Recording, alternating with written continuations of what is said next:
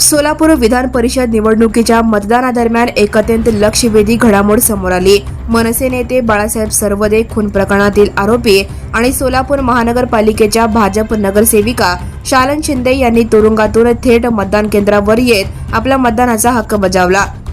शिंदे आणि सरवदे कुटुंबात झालेल्या वादात मनसेचे पदाधिकारी असलेल्या बाळासाहेब सरवदे यांची हत्या झाली होती। या प्रकरणात गेल्या 6 महिन्यांपासून त्या या गंभीर गुन्ह्याच्या प्रकरणात न्यायालयीन कोठडीत आहेत। या निवडणुकीत आपल्याला मतदान करायचे असल्याने त्यांनी न्यायालयाकडे विशेष विनंती अर्ज केला होता। त्यांच्या या मागणीची दखल घेत न्यायालयाने त्यांना केवळ मतदानासाठी ही विशेष परवानगी दिली।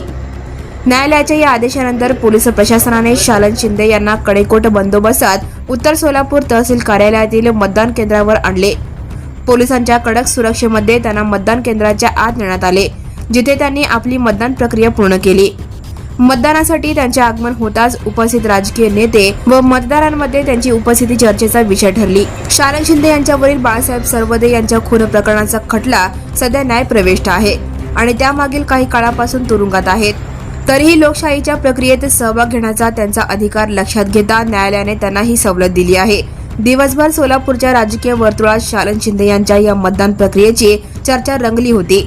विधान परिषद निवडणुकीचे महत्त्व ओळखून प्रत्येक मताला असलेले मूल्य लक्षात घेता त्यांची ही उपस्थिती राजकीय दृष्ट्या महत्त्वाची मानली जात आहे।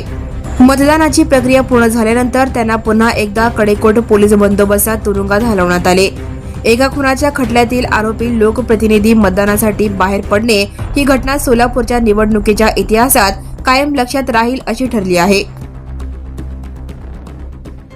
Now and press the bell icon. Never miss a